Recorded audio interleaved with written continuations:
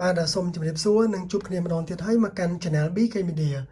បាទថ្ងៃនេះខ្ញុំចង់បង្ហាញ app មួយដែលមានសារៈប្រយោជន៍សម្រាប់បងប្អូនដែលគាត់ចូលទៅផ្សារទំនើបឬក៏ជាអ្នកលក់ដូរដែលគាត់ចង់ដឹងថាតម្លៃដែលគាត់ចូលទិញអីវ៉ាន់នោះថាបងប្អូនអ្នកទិញចឹងចូលទៅទិញកាបូបមួយតម្លៃ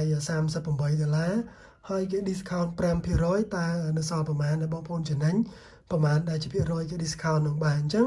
អ្នកខ្លះក៏គាត់ទិញអីវ៉ាន់មកលក់រកស៊ីហ្នឹងគឺគាត់ទិញអីវ៉ាន់ធ្លាប់តែទិញតែតម្លៃថោកតែ$1000អញ្ចឹងលើកជើងទី2ហ្នឹងគឺគេសុំឡើង1%អញ្ចឹង$1000ឡើង1%បងប្អូនមិនដឹងឡើងប្រហែលភាគរយទេអញ្ចឹងក៏ពិបាកដែរបាទអញ្ចឹងថ្ងៃនេះខ្ញុំបង្ហាញ app មួយដែលមានសារៈប្រយោជន៍ដែលមាន logo ដូច្នេះគេដាក់ថាបាទខ្មែរ Percentage Calculator អញ្ចឹងបងប្អូនអាចធ្វើការ download បានទាំង Play Store ទាំង App Store ដែលចូលទៅវាយពាក្យថាខ្មែរ Percentage Calculator បាទអញ្ចឹងខ្ញុំសូមចូលមកកន្លែងនេះដែលសូមវាយថាខ្មែរ Percentage Calculator បាទនេះខ្មែរ Percentage Calculator បាទខ្មែរ Percentage Calculator ដោយបងប្អូនឃើញ logo ពណ៌បាទខាងហ្នឹងពណ៌ឯប្រផេះជាមួយនឹង logo សស្មើហ្នឹងគឺ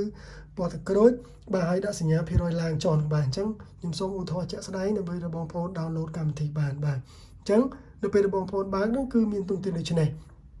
បាទថាកណនីចុះតម្លៃជាមួយនឹងកណនីតម្លើងតម្លៃហ្នឹងបាទអញ្ចឹងឧទាហរណ៍ថាតម្លៃកាបូបដូចយើងនិយាយមិញ$38នៅពេលដែលគេ discount ឲ្យយើង12%តើស្មើនឹងប្រហែលបងប្អូនខ្លះគាត់ពិបាកនឹងគិតគូរជាមួយដកទូរស័ព្ទមកគិតនៅពេលដែលគាត់មាន app ហ្នឹងគឺគាត់នឹងងាយស្រួលឬក៏គាត់អ្នករកស៊ីគាត់ថា$38ចុះ12%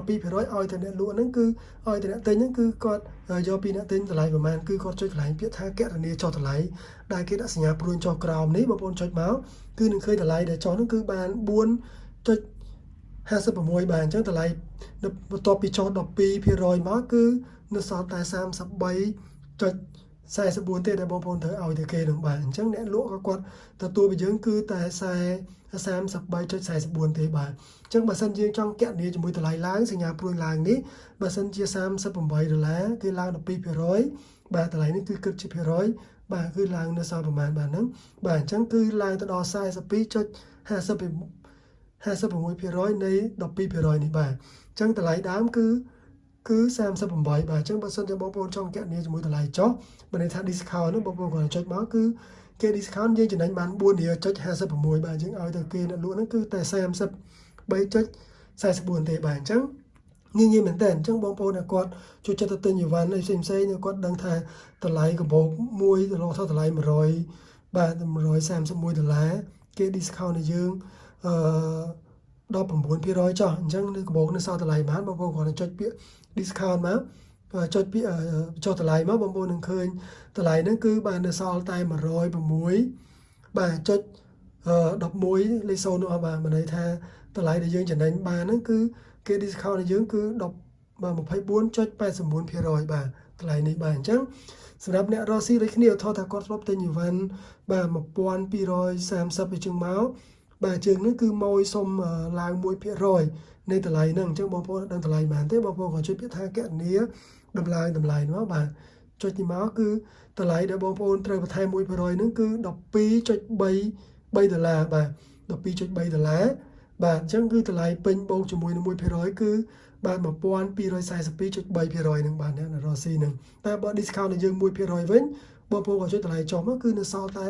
12.7ទេបាទអញ្ចឹងតម្លៃដើមគឺបាទ12.30បាទអញ្ចឹងបើសិនបងប្អូនគិតលុយខ្មែរក៏បានដូចគ្នាបាទ35,800អញ្ចឹងមកក៏គេ discount ឲ្យយើងប្រហែលភាគរយថតថា12%ក៏គិតបានដូចគ្នាបាទនេះបាទអញ្ចឹងតម្លៃ35,000ប្រហែលហ្នឹង800ហ្នឹងគឺបន្ទាប់ពី discount 12%ក៏ឃើញដូចគ្នាបាទគេលុយខ្មែរបាទអញ្ចឹងមិនមានអ្វីពិបាកទេកន្លែងនេះវិញគឺជាកន្លែងបន្នុយដែលយើងដូរទៅជាភាសាអង់គ្លេសនេះវិញយើងដូរភាសាជាតិរបស់យើងបាទអញ្ចឹងការបង្ហាញរបស់ខ្ញុំខ្លីៗមានតែប៉ុណ្ណឹងអំពី app មួយដែលមានឈ្មោះថាខ្មែរ Percentage Calculator ហ្នឹងដែលបងប្អូនធ្វើការគណនាជាមួយនឹងតម្លៃ percentage មិនដែលជាភាគរយតម្លៃឡើងឬក៏តម្លៃចុះបានងាយជាមួយនឹង app ហ្នឹងជាមួយនឹងប្រភេទពួក iOS ឬក៏ប្រភេទពួក Android ក៏បានដូចគ្នាបាទបើមានកន្លែងណាបង្ហាញទៅលើលោកក៏សូមខន្តីបន្ទោ channel BK Media ផងហើយសូមជួយ subscribe channel BK Media ផងសម្រាប់បងប្អូនណាដែលគាត់មិនទាន់បានជួយ subscribe នៅ channel BK Media ឲ្យគាត់បានទទួលនៅវីដេអូថ្មីក្រោយបន្តទៀតហើយ share វីដេអូនេះបន្តសម្រាប់បងប្អូនដែលគាត់មិនទាន់